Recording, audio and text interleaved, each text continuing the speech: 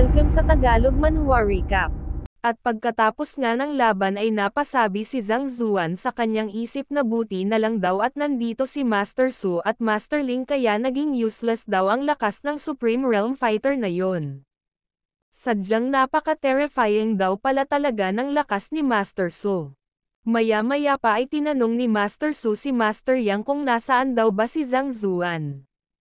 Ayos lang daw ba na i-discuss nila sa kanya ang tungkol sa tournament.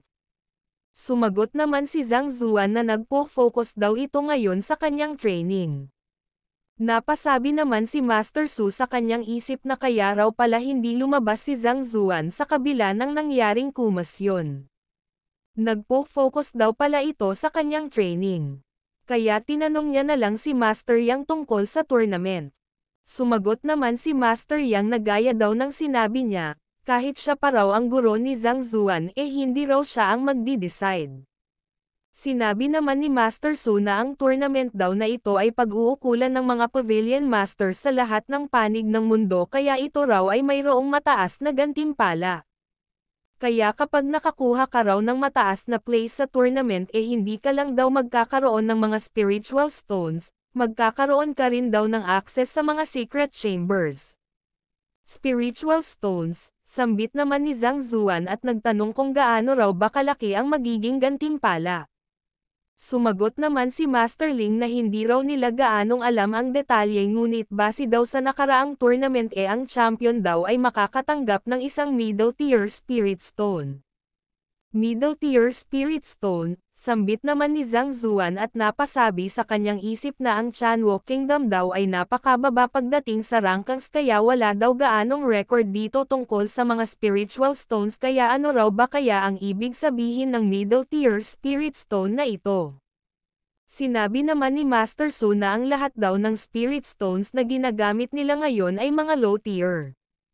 Kahit pa raw na maraming aura ang nakaimbak dito kulang naman daw ito pagdating sa purity kaya mahihirapan ka na raw na i-extract ito kapag umabot ka na sa isang particular na realm. Samantalang ang middle tier spirit stone naman ay mas mataas na level. Napakalaki daw ng spirit aura na nakaimbak dito at ito rin daw ay mas pure. Ito rin daw ay suitable sa mga tao na naabot na ang mataas na realm. Normally daw kapag itini-trade ito ang isang middle tier spirit stone daw ay may katumbas na 10,000 low tier na mga spirit stones. 10,000, sambit naman ni Zhang Zuan sa labis na pagkagulat. Napatanong naman si Master Su kung hindi raw ba alam ni Master Yang ang tungkol dito. Napasabi naman si Master Ling sa kanyang isip na kapag naabot mo na raw ang Transcendent Mortal mahihirapan ka na raw na maka-extract ng aura mula sa atmosphere kaya kinakailangan mo raw ng mga spiritual stones. Kaya lahat daw ng mga master teachers na umabot na sa 3-star alam na raw ang tungkol sa bagay na ito. Kaya bakit daw ba ang isang kasing lakas ni Master Yang ay hindi alam ang tungkol sa bagay na ito? Sinabi naman ni Zhang Zuan na syempre alam niya raw ang tungkol dito. May iniisip lang daw siyang ibang bagay kaya siya nabigla. Sinabi naman ni Master Su na kung ganoon tungkol daw sa pagsali ni Master Zhang Zuan sa tournament. Sinabi naman ni Zhang Zuan na ang tournament daw ay isang napakalaking learning opportunity para sa mga bata kaya bakit niya naman daw ito tatanggihan.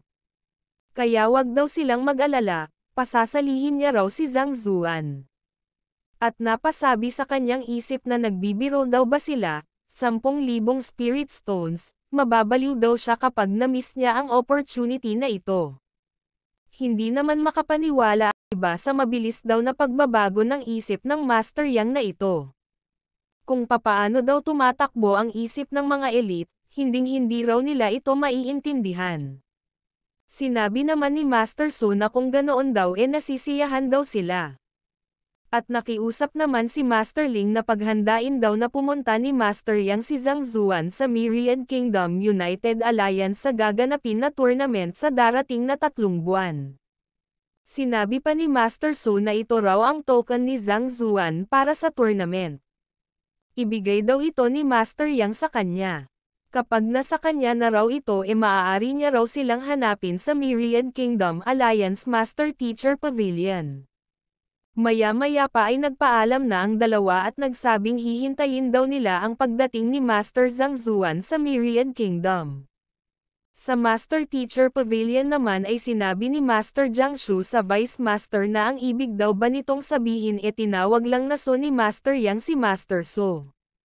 Si Master So daw ay isang 4-star Master Teacher mula sa Myriad Kingdom Alliance, ngunit nagpapakita daw ito ng malaking respect kay Master Yang na hindi man lang daw nito pinansin ang pagtawag nito sa kanya. Kaya hindi raw ba kaya na si Master Yang ay higit pa sa 4-star. Sinabi naman ng Vice Master na sa ngayon daw ay bumalik na sila sa Myriad Kingdom sakay ng isang flying beast. Sinabi naman ni Master Jiang Shu na oo ang dalawang yun daw ay mga elders ng Myriad Kingdom Alliance Master Pavilion kaya siguradong marami pa raw silang bagay na aasikasuhin kaya hindi na raw sila makakastay dito ng matagal. At sinabi ni Master Jiang Shu sa Vice Master na maghanda raw sila dahil pupuntahan daw nila si Zhang Zuan at Master Yang. Siguradong hindi na raw magtatagal ang dalawang yon dito sa Chanwo Kingdom. At lumipas ang isang araw. Sa loob ay makikitang lumuluhod pa rin ang mga mag-aaral. At nag-utos si Zhang Zuan na tumayo na raw sila. Aalis na raw siya sa Chanwo Kingdom upang pumunta sa Myriad Kingdom Alliance. Hindi niya raw sila pipilitin kung ayaw nilang sumunod sa kanya. Sinabi naman ng mga mag-aaral na sasama daw sila. Tinanong naman ni Zhang Zuan si Lu Chong. Sumagot naman si Lu Chong na sinabi niya na raw na ang buhay niya ay kay Master Zhang Zuan na belong. Kaya sasama daw siya saan man ito pumunta. Ngunit bago daw yon gusto niya raw munang bisitahin ang kanyang mga magulang. Dahil ang Myriad Kingdom daw ay at least 10,000 kilometro ang layo mula sa Chanwo at hindi niya raw alam kung kailan siya makakabalik dito kapag napunta siya sa ganoon kalayong lugar. Sumang-ayon naman dito si Zhang Zuan at sinabi naman ni Lu Chong na kung maaari daw kakailanganin niya raw ang tulong ng kanyang guro upang ma-retrieve ang legacy mula sa kanyang mga ancestors. Sumang-ayon naman dito si Zhang Zuan at nagpasalamat si Lu Chong. Napasabi naman si Zhang Zuan sa kanyang isip na marahil ang Master Kong Scroll daw ay isa sa legacy na tinutukoy ni Lu Chong. Ang bagay daw na iyon ay walang silbi sa kanya, ngunit na-annihilate daw ang family ni Lu Chong dahil doon at ito raw ay mula sa kanyang mga ancestors kaya tama lang daw na i-retrieve niya muna ito bago umalis. At sinabi ni Zhang Zuan na dahil sa silang lahat daw ay gustong sumama sa kanya hayaan daw siya nilang i-explain ang mga rules. Sila raw ay destined na mapunta rito. Sa normal daw na academy maaari ka rong umalis kapag ayaw mong umattend ng klase at ayos lang daw kahit na magpalit ka ng guro ngunit ibang usapan daw kung gusto nilang sumama sa kanya. Napatanong naman si Zhao Yan na hindi raw ba kaya na gusto silang maging direct disciple ni Master Zhang Zuan. Sumagot naman si Zhang Zuan na oo tama daw yon. At may ilan daw silang mga rules na kailangang sundin kung gusto nilang maging disciples niya. At ito raw ay i-respect daw nila ang kanilang guro, makinig sa mga utos nito, at huwag maging against dito. Ang bagay daw na itinuro niya sa kanila, hindi raw maaari na ituro nila ito sa iba nang walang permission niya. Maging mabuti silang mag-aaral at huwag gamitin ang lakas upang apihin ang mga mahihina. Maging honest, at huwag magsinungaling sa iba. At manatiling united sa iba. Kung masusunod daw nila ang mga rules na ito maaari na raw silang maging direct disciples niya. Ngunit kapag hindi raw nila ito nagawa at malabag ito sa hinaharap, siya raw mismo ang mag-e-execute sa kanila nang walang hesitation. At sumang-ayon na nga rito ang mga mag-aaral. Sinabi naman ni Zhang Zuan na kung ganoon, magmula raw ngayon si Zhao Yan na raw ang kanilang magiging eldest sister at si Wang Ying naman ang magiging pangalawa. At pagkatapos daw nun ay si Liu Yang, Jing Yang, Yuan Thao, at Lu Chong. Silang anim daw ay direct disciples niya na mula ngayon kaya magkasundo daw silang lahat. Sumang-ayon naman ang mga mag-aaral dito. At sa taon nga na 1736 ng Chanwo calendar ay kinilala ni Zhang Zuan ang anim na mag-aaral bilang kanyang mga direct disciples. At lumipat ang eksena sa Royal Palace ng Xuanyuan Kingdom kung saan humingi ng tulong si Linlong sa prince. Patayin niya raw ang bastard na iyon at ipaghiganti siya. Ngunit sinampal lang ito ng prince at nagsabing ni alam daw ba nito kung anong klaseng tao ang kinalaban niya. Tapos ang lakas pa ng loob niya na sabihin sa kanya ang paghihiganti. Ang tao daw na yon ay isang genius master na nakapag-set ng hindi mabilang na bagong mga records. Ito raw ay isang tunay na unpredictable teacher. Kailangan daw ba talagang maghanap ng Lin family ng kalaban kahit saan, at sa pagkakataong ito, isang taong napakalakas pa. Paghihiganti, paano niya raw gagawin yon? Ang talunin daw ang isang high-tier Supreme Realm Fighter at ang Gold-Scaled Beast at itapon ito paalis, ang lakas at cruelty daw ng taong yon hindi isang bagay na kayang kalabanan ng Xuanyuan Kingdom. At kung tutulungan niya raw talagang makapaghiganti si Linlong, hindi raw ba ibig sabihin nun sa sacrifice niya ang buong kingdom? Sinabi naman ni Princess Linlong na ang mga tao daw na yon ay mga 2 at 4-star lang na mga master teachers. Sumagot naman ang prince na tapos ngayon magsasalita pa raw ng ganoon si Linlong alam niya raw pala ang lahat ng ito. Ang isang 4-star master teacher daw ay at least nasa transcendent mortal. Ang ganitong klase daw ng tao ay big shot hindi lamang dito sa Xuanyuan Kingdom kundi maging sa buong Myriad Kingdom Alliance. Ito raw ay isang tao na hindi nila kayang banggain. At hanggang dito na lang daw wag na raw ulit iyon banggitin ni Linlong. Ngunit sinabi ni Linlong na wag daw muna itong magdesisyon ng maaga. Alam daw ba ng Highness kung bakit nagpadala ang Lin family ng mga assassins upang i-annihilate ang buong Ko family? Naaalala niya pa raw ito mula sa kaibuturan ng kanyang puso. Gusto raw ng prince na sumali sa Liuyon sect ngunit sa totoo lang, ang susi daw upang magtagumpay siyang makapasok doon ay nakasalalay sa kutsong na yon. Marahil ngayon daw ay wasak na ang Ko family ngunit nung nakaraang 100 taon daw ay napakalakas nila. Lalo na raw ang kanilang mga ancestors. Minsan na raw nilang niligtas ang buhay ni Minsheng. Minsheng, sambit naman ng prince at nagsabing ang ibig daw bang sabihin ni Linlong ay ang isa sa mga 72 na mga sages ni Master Kong na si Master Min Minsheng. At patuloy nga na ipinaliwanag ni Linlong ang tungkol dito sa prince na siya namang kumuha sa atensyon nito. Sinabi pa ni Linlong na mukhang tumungo na sila Zhang Zuan ngayon upang kunin ang treasure. Ngunit hesitant naman ang prince dahil nga sa mga 4-star master teachers na kasama ni Zhang Zuan. Ngunit sinabi ni General Liang na ayon daw sa kanyang tauhan kahapon pa raw umuwi sina Master Su at Master Ling. At ang kasama lang daw ni Zhang Zuan nung umalis ito kaninang umaga ay ang kanyang mga mag-aaral. Kaya napaisip dito ang prince, ilang sandali pa ay napasabi ito na dahil daw sa pumapanig sa kanila ang swerte papatayin niya raw silang lahat. Makalipas ang ilang sandali, makikitang ginagamot ni Zhang Zuan ang sugatan at walang malay na si Lu Chong. Napasabi naman si Zhang Zuan na sa wakas nagamot na raw ang panghuling vital point. Maya-maya pa ay lumapit si Zhao Ya at nagtanong kung kamusta na raw ba si Lu Chong. Sinabi naman ni Zhang Zuan na magiging ayos na raw ito, nawalan lang daw ito ng malay sa ngayon at wala raw siyang idea kung kailan ito magigising. Napasabi naman si Mo Yun na kung hindi raw nila ito kaya baka kaya daw ito ni Master Yang.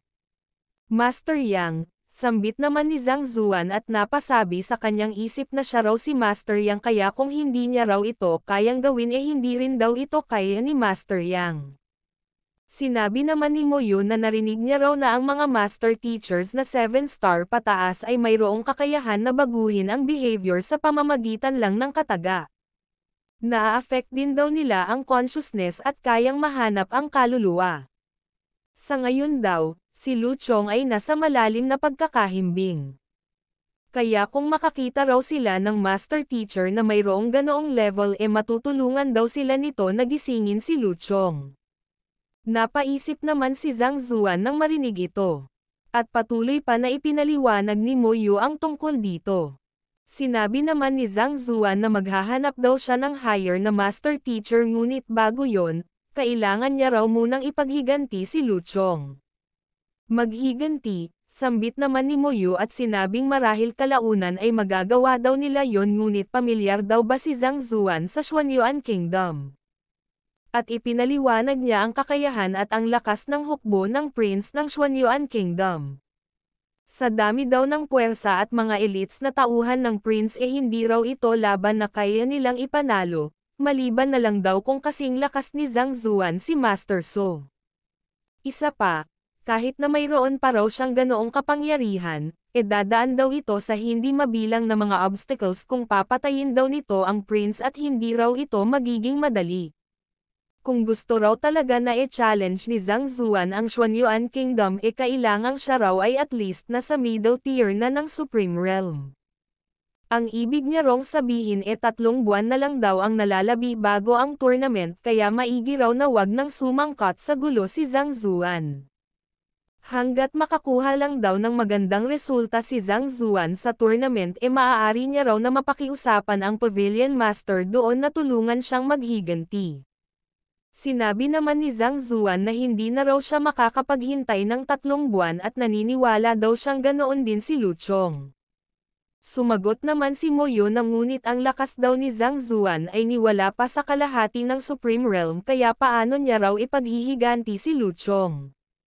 Kung gusto raw talaga ni Zhang Zuan na gawin iyon kailangan niya raw na maabot ang at least peak ng Supreme Realm dahil kung hindi madali lang daw siyang mamamatay. Peak Supreme Realm, sambit ni Zhang Zuan pagtayo at nagsabing madali lang daw yon.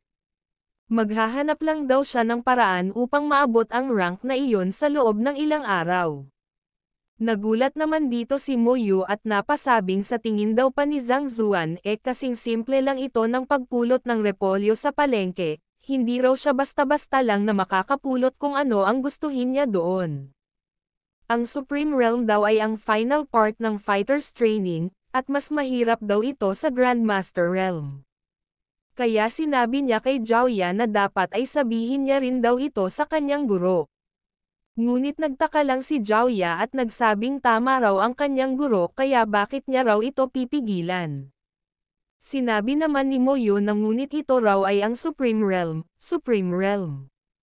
Hindi raw madali na mag-breakthrough dito kahit pa raw gamitin ni Zhang Zuan ang 3 buwan niya para mag-training, paano pa raw kaya kung ilang araw lang.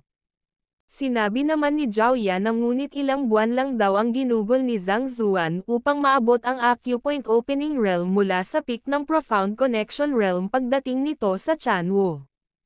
At ngayon daw ay nasa peak na siya ng Grandmaster.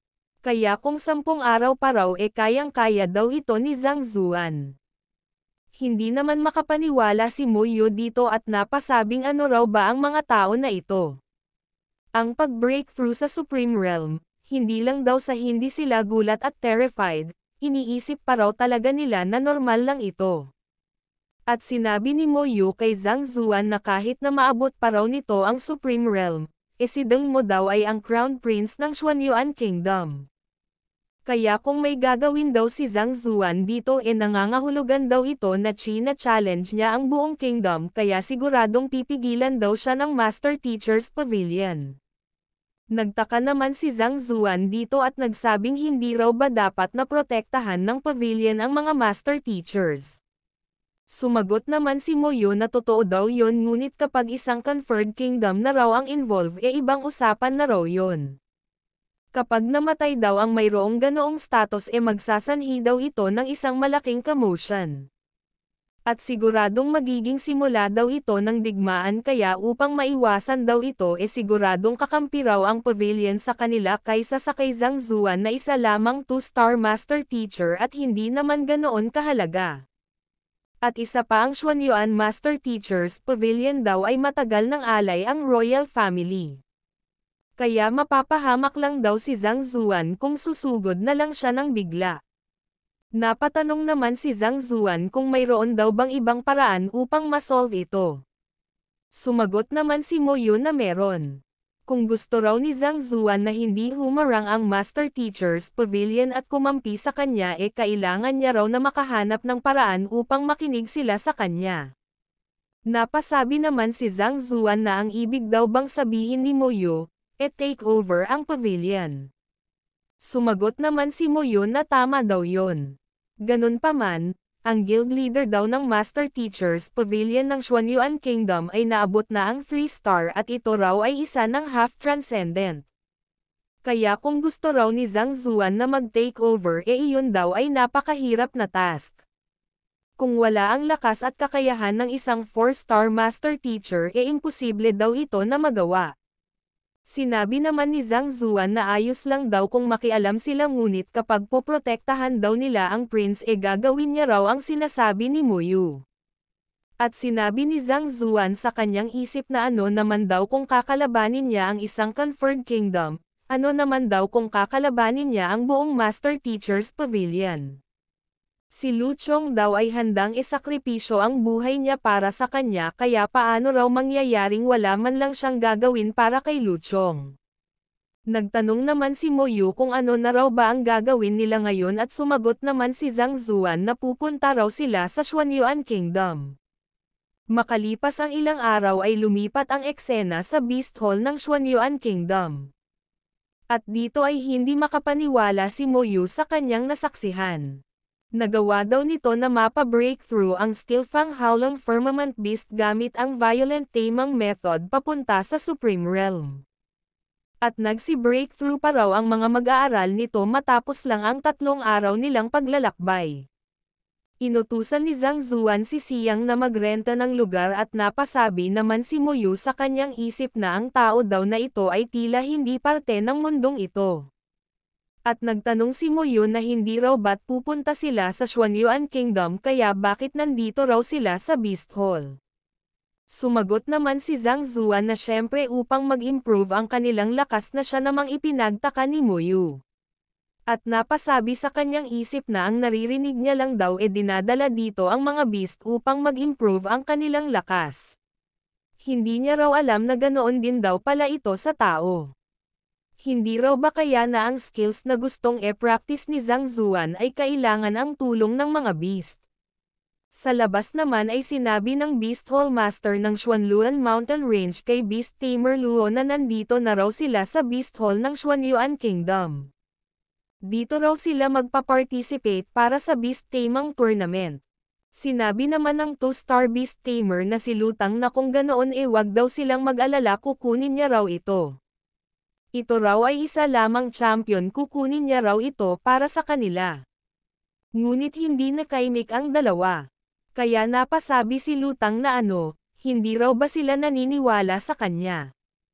At bakit palagi daw nilang binabanggit ang Zhang Zuan na yon isa lang naman daw yung 2-star Beast Tamer na kagaya niya.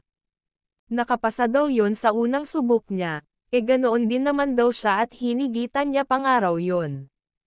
Kaya wag daw silang mag-alala siguradong makukuha niya raw ang champion para sa kanila. Sinabi naman ng Beast Hall Master na hindi raw ganoon ang ibig nilang sabihin. Sadyang ang competition daw na ito ay kasali ang lahat ng mga geniuses mula sa iba't ibang conferred kingdoms. Kaya mas maigi daw na wag niyang maliitin ang mga ito at maghanda para sa sarili niya. Maliitin? Sambit naman ni Lutang at sinabing ano daw ba ang dapat niyang maliitin. Tiningnan niya na raw ang theme noong nakaraang competition at hindi raw ba na kailangan lang nila na tame ang isang primary Supreme Realm Beast. Sa lakas niya raw ngayon kahit kailangan pa raw ng kaunting panahon upang maabot niya ang Supreme Realm kumpiyansa daw siya na magagawa niya ito. Sinabi naman ng Hall Master na ang tema daw ng competition ay pabago-bago at hindi niya rin daw alam kung ano ang magiging tema ngayon. Ngunit ang rason daw kung bakit dito ginanap ang competition sa Xuanyuan Kingdom ay dahil sa mayroon daw silang nahuli na napakalakas na beast ngunit wala pa rong nakapag-tame nito matapos ang ilang pagsubok. Kaya upang maiwas daw na mapalala pa ang sitwasyon tinipon daw nila ang lahat ng mga geniuses pagdating sa beast tamang upang idil ang bagay na ito. Maya-maya pa ay may narinig silang tunog. Napasabi ang elder na ang bell daw ay 7 beses at sinabi naman ng hallmaster na ito raw ay masama mukhang mayroon dong malaking pangyayaring nagaganap. Sinabi naman ng elder na ang 7 ring daw na yon ay nangangahulugan na mayroong nag-invade sa 10 beast cage. Na siya namang ipinagtaka ni Lutang. Sinabi naman ng hallmaster na ang 10 beast cage daw ay isang challenge kung saan hahamunin ng isang tao ang mga beast na nasa 10 steel cages at ang difficulty daw nito ay pataas ng pataas at kailangang marating daw ng challenger ang kabilang dulo sa loob lang ng 2 oras. 10 beast, clear yun ng mag-isa sambit naman ni Lutang at sinabing paano raw iyon magiging posible.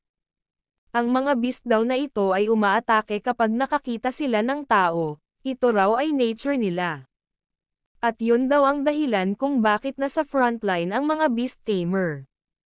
Kaya paano raw ito magagawa ng isang tao lang sa loob lang ng 2 oras?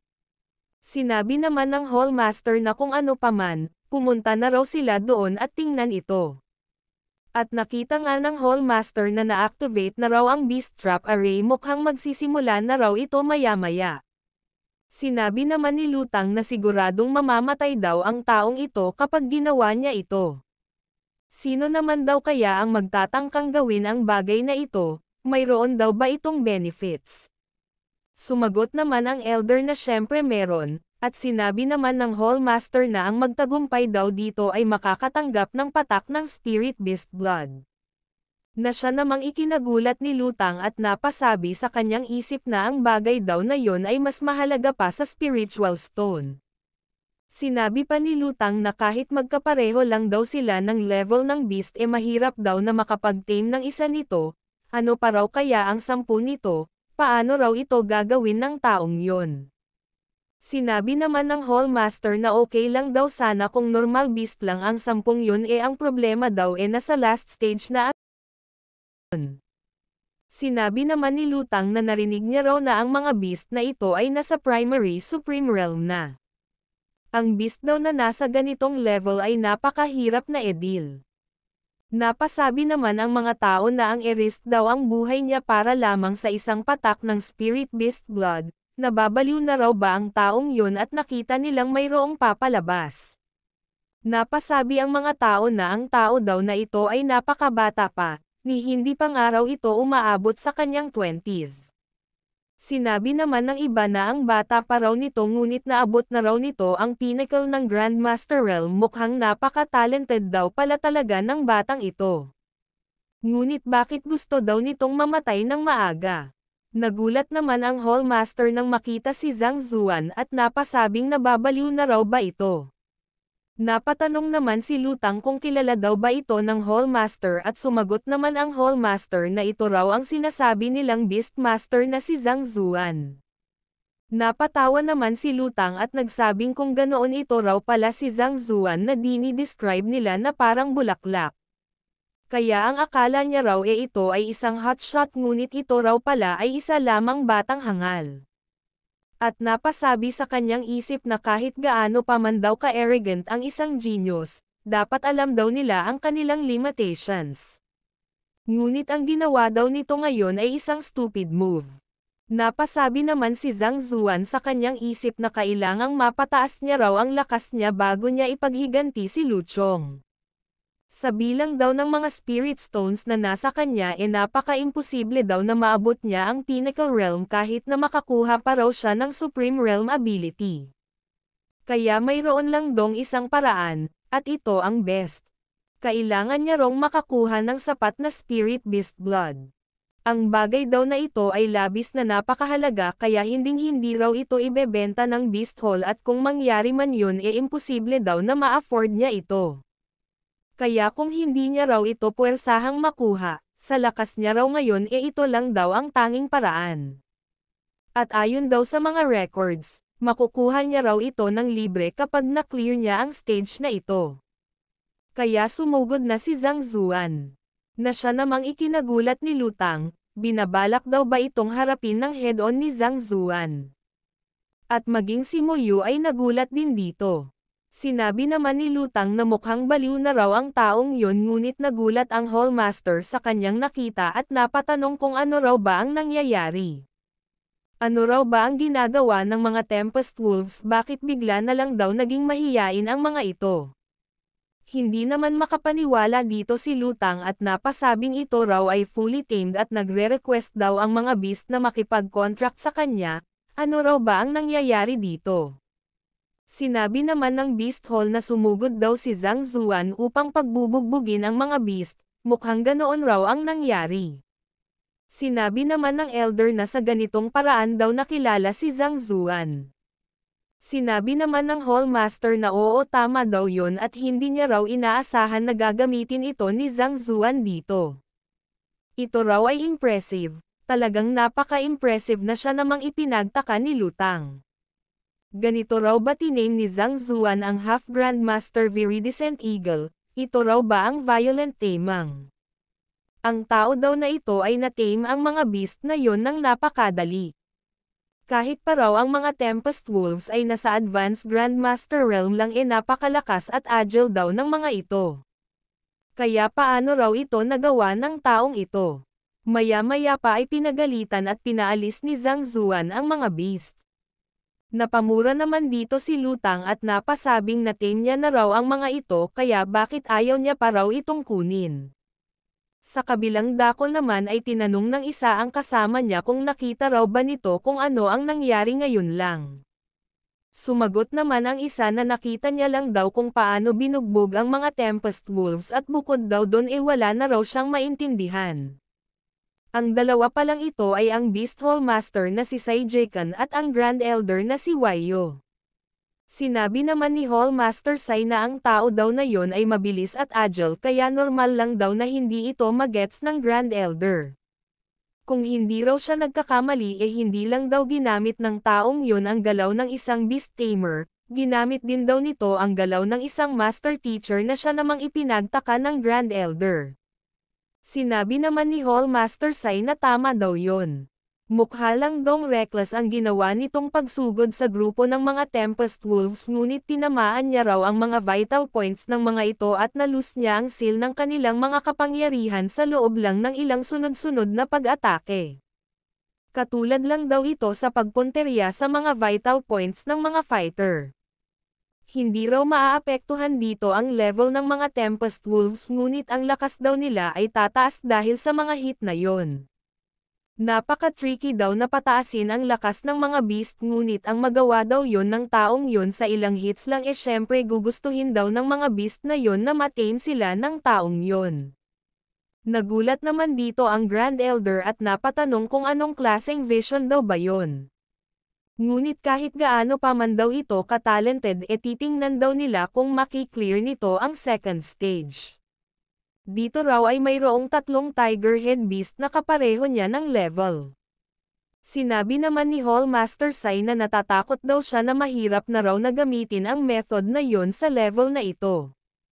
At sinabing kailangang iligtas daw nila ang taong ito kapag nagkaroon ng problema dahil napaka-rare daw na makakita ng ganito ka-talented na tao. Second stage, sambit naman ni Zhang Zuan sa kanyang isip. 3 Tiger Head Beast. Ang isa ay walang mata, ang isa ay walang buntot, at ang isa naman ay walang tenga. Napaka-weird daw nito at ang tempo daw na ito ay pamilyar. Ngunit hindi lang daw yon.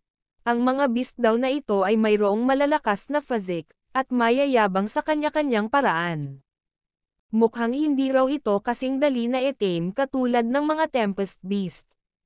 Ngunit ano naman daw kung hindi niya ito matitame ng madali, tatapusin niya na lang daw ito ng mabilis at sumugod na si Zhang Zuan. Napasabi naman ang Hallmaster na ngayon naging napaka-reckless na raw ni Zhang Zuan. Ang defense daw ng mga Tiger Beast na ito sa kanilang tiyan ay malakas na defense sa tiyan, sambit naman ni Zhang Zuan at sinabing kung ganoon, hayaan daw nila siyang wasakin ito sa isang tirahan lang at mawala ang will nila na lumaban. At makikitang ang in-uppercut ni Zhang Zuan ang Tiger Beast at ito ay umangat na siya namang ikinagulat ng 5, at ngayon ay makikitang bumagsak ito at nawalan ng malay. May sinabi si Zhang Zuan sa 2 pang beast at ang mga ito ay nawala ng malay. Nagtaka naman si Lutang dito at napatanong kung ano raw ba ang nangyayari. Hindi raw ba kaya na ang dalawang Tiger Beast na yon ay may sakit? Sinabi naman ng Hallmaster na sinabi daw ni Zhang Zuan na hindi niya raw maipapasa ang stage na ito hanggat tumatayo pa sila kaya ang dalawang beast daw ay hinimatay sa takot. Nagulat naman si Lutang dito at hindi makapaniwala. Sigurado daw ba sila na hindi ito scripted? Ngunit ang mga yon daw ay King of the Jungle. Kaya paano naman daw ang kanilang guts, ang kanilang pride, at ang kanilang reputasyon? Maging ang Grand Elder ay hindi rin makapaniwala sa ginawa ng dalawang Tiger Beast at napasabi si Hallmaster Sai na ang defense daw na ipinagmamalaki ng mga Tiger Beast ay madali lang na nabasag na nangangahulugang kaya silang patayin ng taong yon kaya syempre ang option daw na yon ang pipiliin nila. Napatanong naman ang Grand Elder kung binabalak daw ba ng taong yon na hamonin ang 10 Beast sa ganoong paraan. Sinabi naman ni Hallmaster Sai na normal lang daw na madali lang na maklear ng taong yon ang stage na ito kung ito raw ay pamilyar sa mga Tiger Beast. Ngunit niwala man lang dong teknik na nabanggit sa script. Ngunit kahit ano paman, ang beast daw na susunod ay isang half Supreme Realm Beast. At ito rin daw ay mga beast na ginastosan nila ng napakaraming resources upang mahuli. Ang beast daw na ganito ay napaka-rare at halos imposible na raw na matame ito. Kaya kung wala itong knowledge tungkol sa beast na ito, sa tingin niya raw hindi ito makiklear ng madali ng taong ito. Napabuntong hininga naman ang Grand Elder at napasabing ayaw niya rong magbigay ng maagang conclusion. At ngayon ay makikitang lumabas na ang mga 7 Pulse Ferocious Boar. Maya-maya pa ay may naalala si Zhang Zuan nang makita ang dalawang Big Boar at napasabi sa kanyang isip na hindi raw ba kaya na nag-traverse din ang mga ito gaya niya. Maya-maya pa ay makikitang biglang nawala ang dalawang beast. Ang mga ito pala ay tumalon upang sugurin si Zhang Zuan. Napasabi naman si Zhang Zuan sa kanyang isip na mukhang nag-o-overthink lang daw siya. At ngayon ay makikitang umatake na ang dalawa. Ngunit umatras lang ng bahagya si Zhang Zuan upang umiwas. Hinawakan niya ang kamay ng mga ito, at nagsabing kahit gaano pa man daw sila kalakas isa lang daw silang mga beast kaya gagamitin niya raw ang rules ng jungle sa kanila. Ngayon ay makikitang nag-release ng matinding aura si Zhang Zuan at inikat ang dalawa. Ilang sandali pa ay ibinato niya pataas ang isa, hinintay na tumaas pa ang beast, naghintay siya ng tamang timing, sa kanya ibinato ang isa at sumigaw ng home run. At makikitang bumagsak na ang mga beast. Maya-maya pa ay napa-exhale si Zhang Zuan at nagsabing hindi niya raw mapuruhan ang mga ito sa kabila ng lakas niya. Nanlaki naman ang mga mata at bunganga ng dalawa at napasabi si Hallmaster Sai na tao pa raw ba ang taong ito. Niwala daw itong skill na ginamit binubuli lang daw nito ang mga beast. Hindi raw ba kaya na ang taong ito ay tinurture ng mga beast nung siya ay bata pa? Napatanong naman ang Grand Elder kung ire-report daw ba nila ang taong ito sa Beast Protection Association. Sa kabilang dako naman ay napatanong si Lutang kung anong ability daw ba ang home run. Sumagot naman ang Hallmaster na sa tingin niya raw ay isa itong unique tamang method ni Beast Tamer Zhang Zuan. At makikita nga ang kalunos-lunos na sinapit ng dalawang beast. Napatanong naman si Hallmaster Sai kung talaga raw bang nasa Pinnacle Grandmaster Realm lang ang taong ito. Hindi naman daw ito ipinadala ng karatig na Beast Hall upang wasakin sila hindi raw ba. Ngunit di bale na lang daw, kahit ano pa man nalagpasan na raw nito ang 3 stages. Baka ito na raw ang unang Beast Tamer na makaklear ng 10 Beast Cage. Napasabi naman ang Grand Elder na nasa panghuling stage na raw siya. At ngayon ay makikitang lumabas na ang panghuling beast na Golden Iron Fist Ape. Napasabi naman si Lutang na iyon daw ay isang primary Supreme Golden Iron Fist Ape. Kahit gaano pa man daw kabilis ang speed, power, or agility, ang beast daw na ito ay kapareho ang level sa mga tao at kahit pa raw ang isang intermediate supreme fighter ay mahihirapang labanan ito. Sinabi naman ng elder na oo siguradong mahihirapan daw si Zhang Zuan dito. Sumagot naman ang Hallmaster na hindi raw nila masisiguro iyon dahil ang lakas daw ni Beast Tamer Zhang Zuan ay lagpas na sa kanilang level of understanding kaya baka magawa niya raw ito. At napasabi sa kanyang isip na noong nakaraang lagpas isang buwan nung una niya raw na namit si Beast Tamer Zhang Zuan ito raw ay isa lamang bata na nasa Profound Connection Realm ngunit ito raw ay nasa Pinnacle Grandmaster Realm na ngayon. Ni madali niya nga lang daw na natalo ang Half Grandmaster 7 Pulse Ferocious Boar. Ang elite daw na nasa ganitong level ay hindi isang tao na madali lang nilang madidefine kahit na gumamit pa ito ng mga petty trick. Ngayon ay makikitang gumalaw na ang Golden Ape at ito ay tumingin kay Zhang Zuan. Maya-maya pa ay tumalon na ito upang umatake. Napasabi naman si Zhang Zuan na mas nagmamadali pa raw ito kaysa sa kanya. At sinalubong ang atake ng Golden Ape. At ngayon ay mararamdaman ang lakas ng impact. Napasabi naman ang tatlo na tinanggap lang daw ni Zhang Zuan ang atake ng head-on. Napatanong naman ang dalawa kung gaano daw ba kalakas ang close combat ability ni Zhang Zuan at tinanggap nito ng direkta ang atake ng Golden Ape. Namangha naman si Zhang Zuan at napasabing hindi niya raw inaasahan na kayang makipag-compete ng Golden Ape na ito sa kanyang Heaven's Path Golden Second Dan. Ngayon ay makikitang naglabas ng aura ang Golden Ape sa kanyang kamay at ito ay ngumisi. At ito ay umatake ulit. Napasabi naman si Zhang Zuan sa kanyang isip na hindi raw ito maganda. Ang beast daw na ito ay napakalakas at napakalakas din daw ng defense nito. Madali lang daw siya natalunin nito ngunit ang talunin niya raw ito ay napakahirap at ang Eye of Insight daw ay hindi gumagana sa mga kalaban na 2 level ang higit sa kanya. Ang kapangyarihan na lang daw ng Library of the Heavenly Path ang maaasahan niya ngayon kaya ginamit niya na ito. Sinabi naman ng Grand Elder na totoo raw na napakalakas ni Zhang Zuan ngunit ang talunin daw ang Golden Ape ay napakahirap.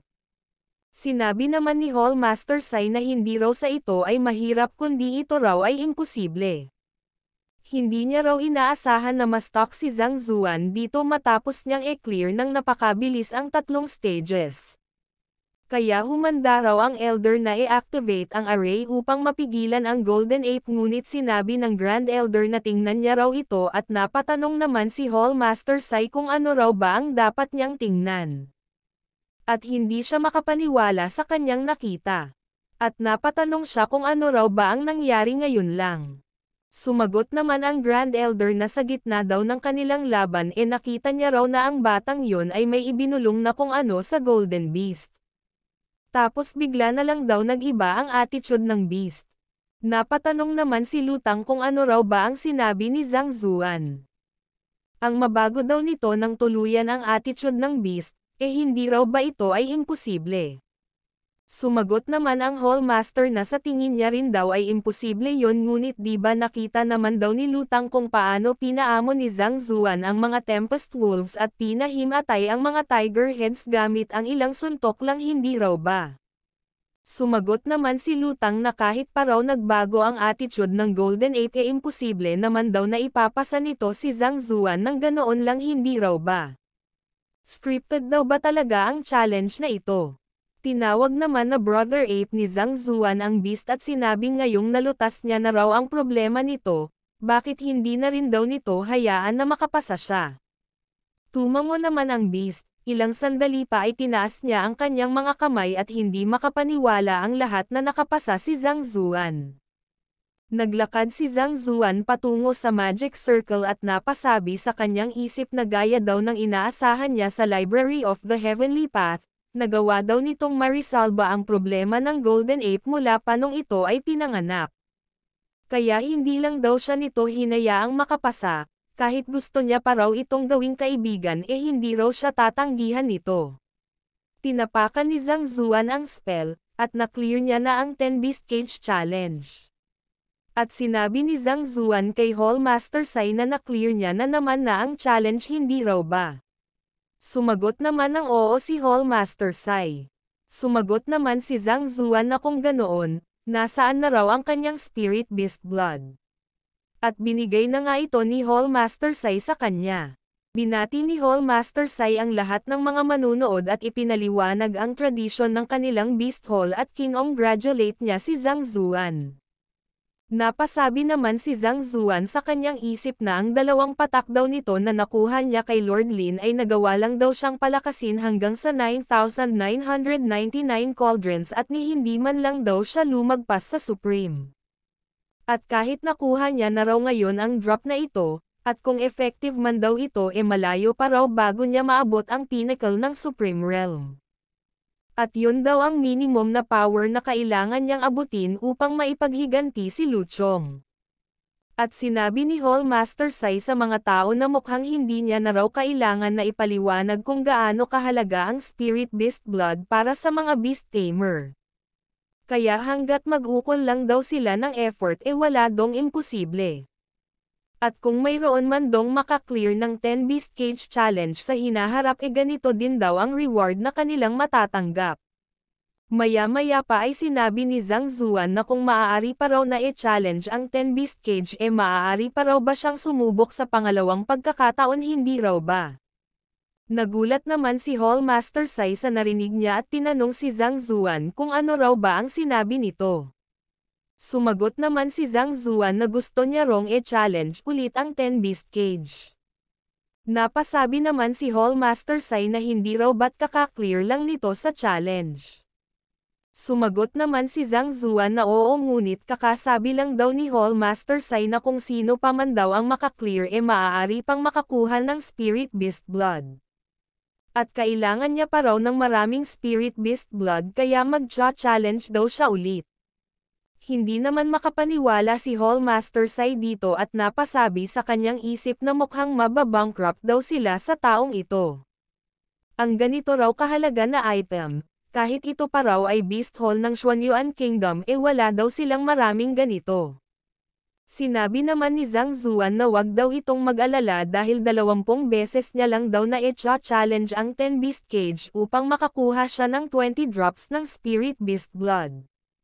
Hindi naman daw siya ganoon ka-greedy. Napasabi naman si Hallmaster Sai na 20 drops tapos sasabihin pa raw ng taong ito na hindi siya greedy. Ni alam daw ba ng taong ito kung gaano lang karami ang Spirit Beast Blood na mayroon ang Beast Hall na ito. Ngunit teka lang, bakit nagkakaroon daw siya ng feeling na sini-set up siya? Hindi raw ba kaya na talagang ipinadala ng ibang mga Beast Hall ang taong ito? Ngunit kung magpupumilit daw talaga ito, hahayaan niya raw ba ito? Kahit mayroon na rong libo-libong history ang Xuanyuan Kingdom ang Spirit Beast Blood daw na mayroon sila ay limited lang kaya kung hahayaan niya raw na mag-farm dito ang taong ito mababankrupt daw sila. Sinabi naman ni Zhang Zuan na kung papayagan daw siya ng Hallmaster magpapatuloy daw siya dahil sa totoo lang ang pag-challenge daw sa 10 Beast Cage ay napaka-interesting. Ngunit sinabi ni Hallmaster Sai na teka lang wag daw itong magmadali. Kakaklear lang daw nito sa challenge kaya sigurado raw na pagod pa ito. Kaya bakit hindi na lang daw muna ito magpahinga at pag-usapan nila ng maayos ang bagay na ito. Sumagot naman si Zhang Zuan na hindi na raw kailangan dahil hindi pa raw siya pagod. At sa totoo lang ang pag-challenge daw dito ay parang training na rin daw sa kanya kaya wag daw silang mag-alala. Mag-alala sa'yo, sambit naman ni Hallmaster Sai at napasabi sa kanyang isip na ano naman daw ang paki niya sa taong ito. Ang pinag-aalala niya raw baka ma-shutdown ang Beast Hall nila. Kaya umubo si Hallmaster Sai at sinabi kay Zhang Zuan na hindi kapani-paniwala ang talent ni Zhang Zuan pagdating sa beast taming kaya ayos lang daw na patuloy itong mag-challenge ngunit mayroon dong problema. Kung hindi pa raw siya pagod maaari niya raw bang hayaan muna na magpahinga ang mga beast. Maya-maya pa ay tinanong ni Zhang Zuan ang mga beast kung pagod na raw ba ang mga ito at makikita naman na nag-wave ang Golden Ape. At sinabi ni Zhang Zuan na diba, hindi pa sila pagod. Napasabi naman si Hallmaster Sai sa kanyang isip na napakalakas daw ng taong ito kapag siya ay nag-tame ng beast, ngunit bakit daw ba wala itong kahit na kaunting brain cells na gumagana? Kanina niya pa raw sinusubukang tumanggi at sa tingin niya raw ay marami na siyang naibigay na mga hint. Sadyang ayaw niya lang daw talagang pumayag. Hindi raw ba nakakaintindi ang taong ito ng diyalekto ng mga tao? Sinabi naman ng Grand Elder na sa tingin niya raw hindi naiintindihan ni Zhang Zuan ang sinasabi ni Hall Master Sai. Ang ibig niya rong sabihin dahil sa na-clear na raw ni Zhang Zuan ng isang beses ang challenge ano pa raw ba ang point kung umulit pa ito? Sumagot naman si Zhang Zuan na syempre naman mayroon daw itong point. Dahil kapag na-clear niya raw ito makakakuha daw siya ng dagdag pa na mga spirit beast blood at napakahalaga daw nun para sa kanya. At makikitang ang tila mapipikon na ang Grand Elder ngunit nagsalita si Hall Master Sai at nagsabing alam niya raw na siguradong makiklear ito ni Zhang Zuan ngunit kailangan niya rong bigyan ng pagkakataon ang iba. At tungkol sa bagay na ito hanggang dito na lang daw sila. Sumagot naman si Zhang Zuan na ayos lang daw kung ayaw nilang pumayag ngunit kailangan niya raw ngayon ng dagdag pa na 19 na drops ng spirit beast blood. Ayos lang daw kung pagbabayaran nila siya o kahit iba pang paraan basta't makuha niya lang daw ito. Na siya namang ikinagulat ng dalawa. Sinabi naman ni Hall Master Sai na totoo raw na maaari mo itong bilhin at ang normal daw na presyo nito ay katumbas ng 5 spiritual stones. Ngunit dahil sa si Zhang Zuan daw ay isang beast tamer ibibigay niya lang daw ito sa kanya sa halagang 4 na spiritual stones. Ngunit nangulangot lang si Zhang Zuan nang marinig ito at sinabing di bale na lang daw. Challenge niya na lang daw ang 10 beast cage kaya ihanda na raw nila ito. Sinabi ni Zhang Zuan na teka lang, dahil napakamahal daw ng spirit beast blood, challenge niya na lang daw ng 20 beses ang 10 beast cage at kunin na lang ito bilang reward. Tapos ibebenta niya raw ito sa kanila. Kapag na-clear niya raw ito ng 100 beses sa isang araw iyon daw ay katumbas na ng 400 spiritual stones. At kapag ipinagpatuloy niya raw ito sa loob ng isang buwan makakakuha na raw siya ng higit pa sa 10,000. Hindi naman makapaniwala ang dalawa sa utak ng ating bida. Mukhang ipinadala daw talaga ang taong ito ng ibang beast hall. Anong klaseng grudges daw ba ang nagpa-cruel ng ganito sa taong ito? Maya-maya pa ay sinabi ni Hall Master Sai na sige maaari niya raw itong bigyan ng 20 drops ng spirit beast blood kung gusto niya ngunit sa ilalim ng isang condition. Condition, sambit naman ni Zhang Zuan. Sinabi naman ni Hall Master Sai na oo tama daw yon. Ang beast hall daw nila ay kakahuli lang ng bagong beast at napakahirap daw nitong i-tame.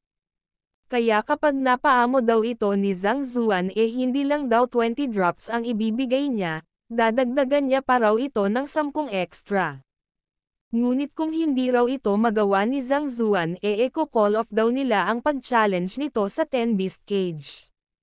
Ngunit kapag hindi naman ito tinanggap ni Zhang Zuan ibig sabihin daw nito nag-forfeit siya, kaya wag na raw nitong banggitin ang tungkol sa 10 beast cage challenge sa hinaharap. Ngunit makikitang nagkaroon ng star ang mga mata ni Zhang Zuan nang marinig nito na hindi lang siya makakakuha ng 20 drops, mayroon pa itong extra na 10. Hindi naman makapaniwala si Hall Master Sai na pumayag si Zhang Zuan. Sinabi naman ni Zhang Zuan na syempre makakakuha daw siya ng dagdag na 40 spiritual stones kapag nagawa niya ito kaya bakit niya naman daw ito reject. Sinabi naman ni Hall Master Sai na ngunit ni hindi raw alam ni Zhang Zuan kung ano ang beast na ipapatame niya. Tatanggapin niya lang daw ba talaga ito ng ganoon lang? Sumagot naman si Zhang Zuan na ano naman daw ang paki niya kung anong uri ng beast yon, mayroon daw siyang sariling paraan. Ngunit bago daw yon, maaari daw ba muna siyang magbasa ng mga libro?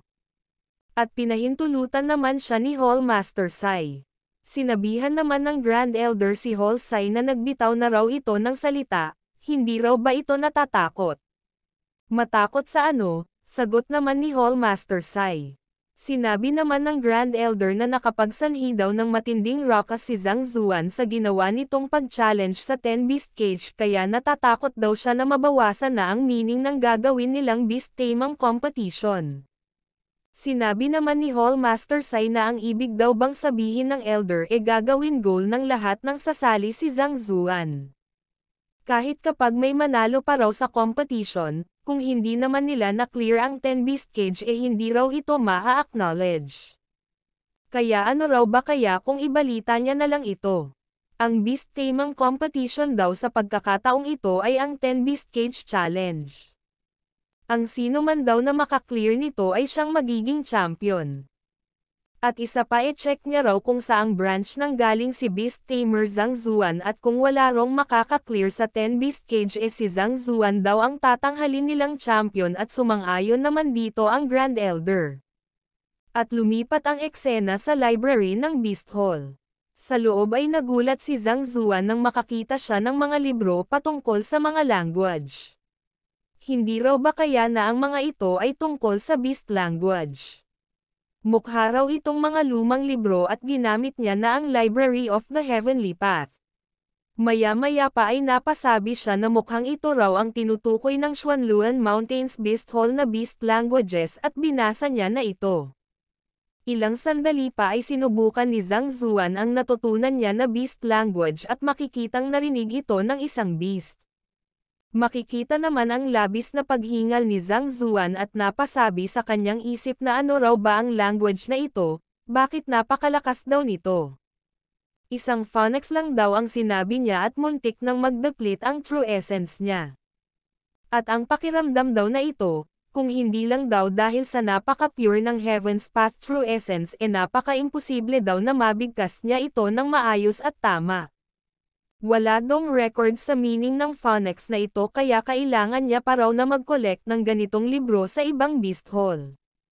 Ngunit susubukan niya raw kung gagana ang phonics na ito sa beast. Kung gagana daw mabuti at kung hindi naman maghahanap na lang daw siya ng ibang paraan. Maya-maya pa ay lumabas na si Zhang Zuan. Tinanong naman siya ng dalawa kung tapos na raw ba siya at sumagot naman si Zhang Zuan na pumunta na raw sila. At makikitang tumungo sila sa isang silid na mayroong formation. Sinabi naman ni Hall Master Sai na nasa loob daw ang beast at sinabi niya kay Zhang Zuan na hindi pa raw huli para umatras ito. Sinasabi niya raw ito dahil sa ang beast daw na nasa loob ay isang nightmare beast. Napakalaki na raw ng isinakripisyo ng beast hall nila mahuli lang ito. Mayroon daw kaunting dragon blood na dumadaloy sa dugo nito kaya halos imposible na raw na matame ito. Nagtaka naman si Zhang Zuan dito. Sinabi naman ni Hall Master Sai na oo tama daw yon.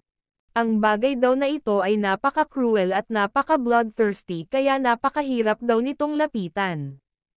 Maaari daw itong tingnan ni Zhang Zuan at kung sa tingin niya raw hindi niya ito kaya. Maaari daw siyang humindi at wag nang i-risk ang buhay niya. At syempre kapag humindi daw si Zhang Zuan ay kailangan daw nitong mag-agree na hindi na siya makakapag-challenge sa 10-beast cage ulit. At sinabi naman ni Zhang Zuan na titingnan niya raw. At makikita ang nightmare beast sa loob na natutulog. Napatanong naman si Zhang Zuan kung ito raw ba ay na-injured. Sumagot naman si Hall Master Sai na oo ngunit hindi raw ito na-injured ng iba. Na-injured daw ito nung sinubukan niyang abutin ang Transcension. At kung sinubukan daw nito ang Transcension siguradong alam daw nito ang paraan kung paano ito gawin. At normally ang method daw na ito ay iniiwan ng isang ancient beast. Kaya kung may kilala daw sila na may alam sa ancient beast language, mas madali daw ito na matitame. Ancient beast language, sambit naman ni Zhang Zuan at sinubukan niyang gamitin ang natutunan niya kanina na siya namang ikinagulat ni Hall Master Sai. Maya-maya pa ay makikitang nagising ang nightmare beast at ito ay humikab.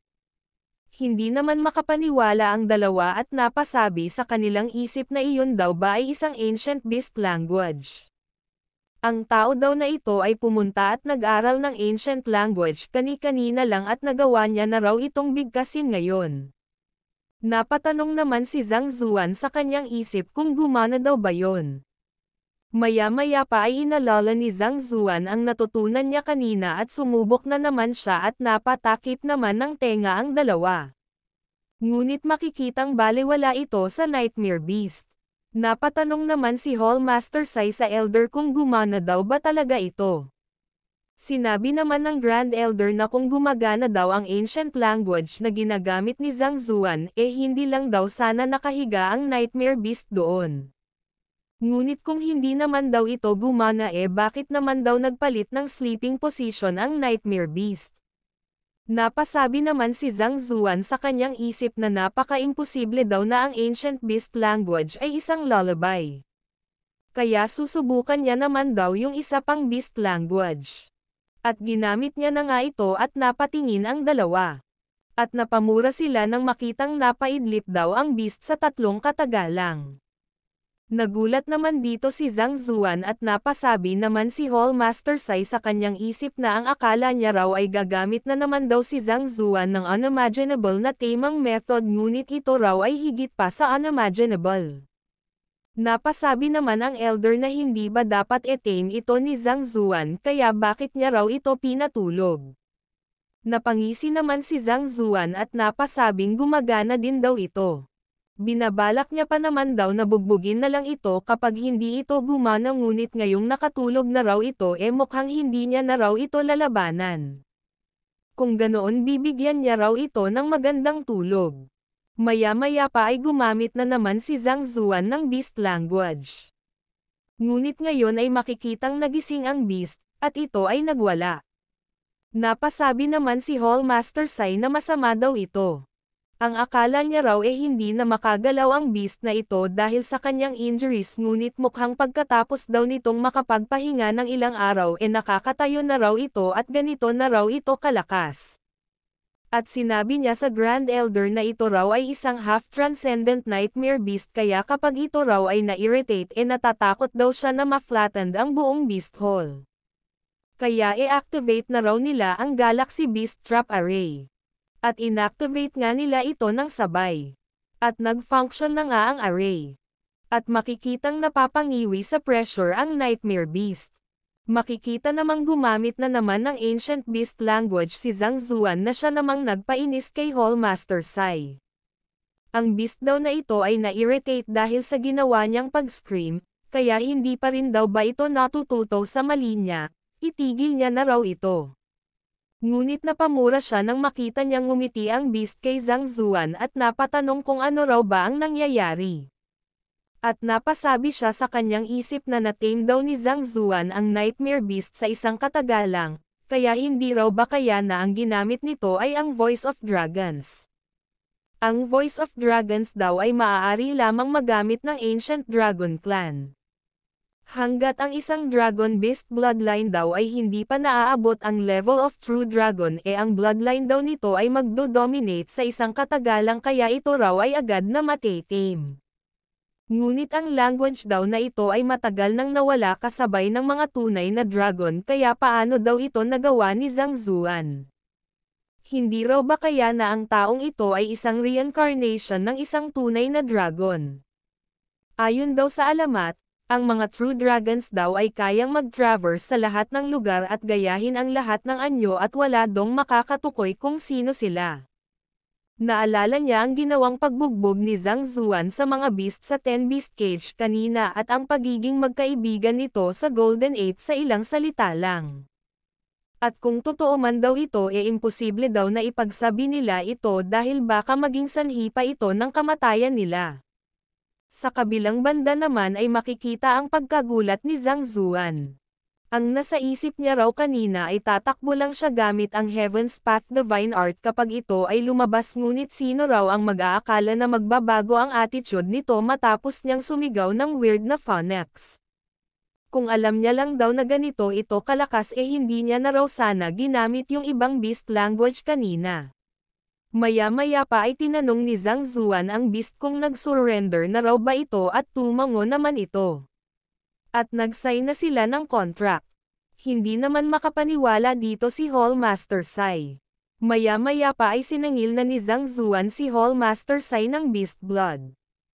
Napasabi naman si Hallmaster Sai sa kanyang isip na gusto niya raw na i-tame ni Zhang Zuan ang Nightmare Beast para sa Beast Hall. Ibig sabihin i-tame niya ito para maging asset nila sa hinaharap. Ngunit ngayon hindi lang daw sa tiname niya ang beast para sa kanya, nang hihingi pa raw ito ng reward. Maaari daw bang maging at least reasonable ang taong ito? Sinabi naman ng Grand Elder na natame daw ni Zhang Zuan ang Nightmare Beast para sa sarili niya, kaya maaari daw ba itong at least maging reasonable kahit na kaunti. Lumingon naman ang dalawa at sinabi ni Zhang Zuan na reasonable, hindi raw ba't natame niya na ang Nightmare Beast. Sumagot naman ang Elder na oo, ngunit sinabi naman ni Zhang Zuan na hindi raw ba't sinabi nila na basta't matame niya lang ang beast bibigyan nila siya ng spiritual beast blood. Napasabi naman si Hall Master Sai sa kanyang isip na ang nasa isip niya raw kahit gaano pa raw kalakas ang taong ito nasa pinnacle lang daw ito ng Grandmaster Realm, kaya napaka-imposible daw na mag-surrender sa kanya ang Nightmare Beast na hindi raw nila matame mismo. Ngunit hindi niya raw inaasahan na matame niya ito ng buo. Sinabi naman ni Zhang Zuan na dahil nagkaroon na raw sila ng deal ibigay na raw nila ito dahil kung hindi challenge niya raw ulit ang 10 Beast Cage. Sinabi naman ni Hall Master Sai na kalimutan na lang daw ni Zhang Zuan iyon, mayroon daw siyang 30 drops ng spiritual beast blood dito at napasabi sa kanyang isip na mukhang wala na raw silang magagawa dito dahil na-tame na raw ni Zhang Zuan ang Nightmare Beast. Dahil kapag hinayaan niya pa raw na challenge nito ang 10 Beast Cage natatakot daw siya na tame niya na lahat ng beast doon. Maya-maya pa ay nagalak si Zhang Zuan nang makuha niya na ang kailangan niya. Sinabi naman ni Zhang Zuan sa beast na hindi na raw nito kailangang sumama pa sa kanya, manatili na lang daw ito rito sa Beast Hall at mag-surrender din sa kanila. Hanggat mag-agree lang daw ito rito gagamutan niya raw ang lahat ng injury nito at hindi rin daw imposible na matulungan niya ito maging spirit beast na siya namang ikinagulat ng dalawa. Napatanong naman si Hall Master Sai na hindi na raw ba sila scam ni Zhang Zuan. Scam, sambit naman ni Zhang Zuan at nagsabing anong klaseng tao daw ba ang tingin nila sa kanya. Ang original deal daw ay ang tame lang ang Nightmare Beast. Napasabi naman ang Grand Elder sa kanyang isip na ang beast daw na ito ay isang half-spirit beast at lahat daw ay gustong-gusto na makuha ito. Ngunit binigay lang daw ito ng taong ito sa kanila. Ang akala daw nila ay napaka-greedy nito na gustong-gustong kunin ang pag-aari ng iba, ngunit ngayon alam na raw nila na hindi siya ganoon. Sinabi naman ni Hall Master Sai na hindi, na misunderstood daw nila si Zhang Zuan. Ito raw ay mayroong genius presence kaya napaka-imposible daw na gumawa ito ng isang bagay para lang sa kaunting profit. Napaisip naman si Zhang Zuan at nagsabing oo, tama yun, ngunit na-tame niya raw ang Nightmare Beast kaya dapat mayroon pa raw silang ibigay sa kanya gaya ng mga useless na mga spiritual stones, medicines or herbs na kayang magpa-improve ng true essence, kaya hindi raw nila siya bigyan ng 1 o 2 cart nun. Napamura naman dito ang Elder at sinabi niya sa Hall Master na ibalik daw nito ang emotion niya. At humingi ng pahintulot na bugbugin si Zhang Zuan, total nakakulong naman daw ang Nightmare Beast. Sinabi naman ng Hall Master na kalimutan niya na raw yun, ang tao daw na ito ay isang tao na hindi nila kayang deal with. Pag-uusapan na lang daw nila ito mamaya. At sinabi ni Hall Master Sai kay Zhang Zuan na nagpapatawa daw ito, hindi raw ba? Hindi naman daw sa ayaw nila ibigay yon, sadyang wala lang daw talaga silang ganoon karaming ganon. Sinabi naman ng Elder na posible daw ba na iba na lang ang request ni Zhang Zuan. Sinabi naman ni Zhang Zuan na kung ganoon hanapan na lang daw nila siya ng mga libro na nasa Supreme at Half Supreme Realm, hindi na raw mahalaga ang difficulty. Mas marami mas mabuti daw. Sinabi naman ni Hall Master Sai na madali lang daw yun, bigyan niya lang daw sila ng 3 araw para i-prepare ito at nagkasundo na nga sila.